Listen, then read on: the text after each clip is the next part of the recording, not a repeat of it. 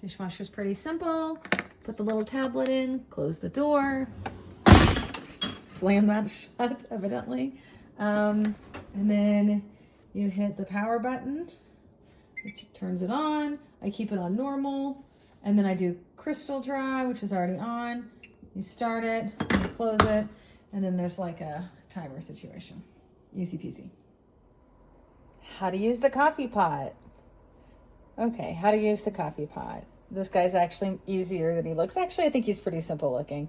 Water reservoir, coffee, filters are in the drawer, coffee's in here, extra coffee's down there, and we only use filtered water from the fridge in here, which I already have, and easy enough. It happens to be the full pitcher's amount. So just fill this guy up with water. So that's full. Lid goes back on. I use between 4 and 5 scoops. The scoop's inside, or there's also one back there.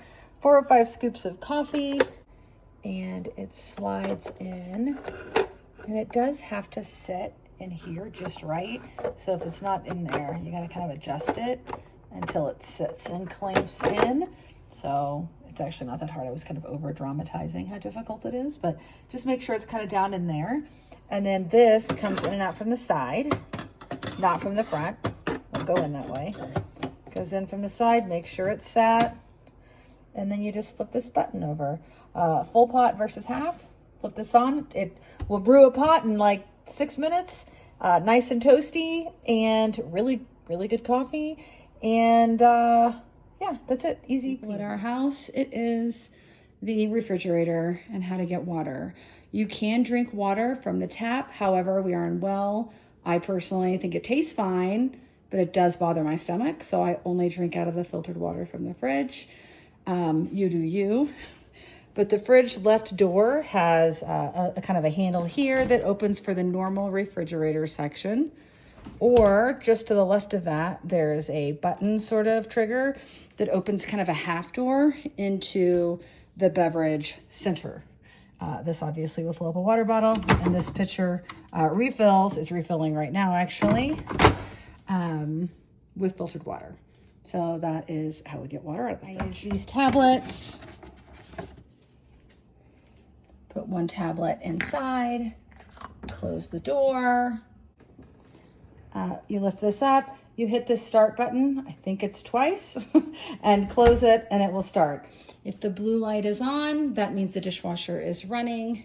And then when you open it, there will be a blue button here that says clean when it's finished, but that blue button will be off. That's the dishwasher. The house is relatively smart in most places.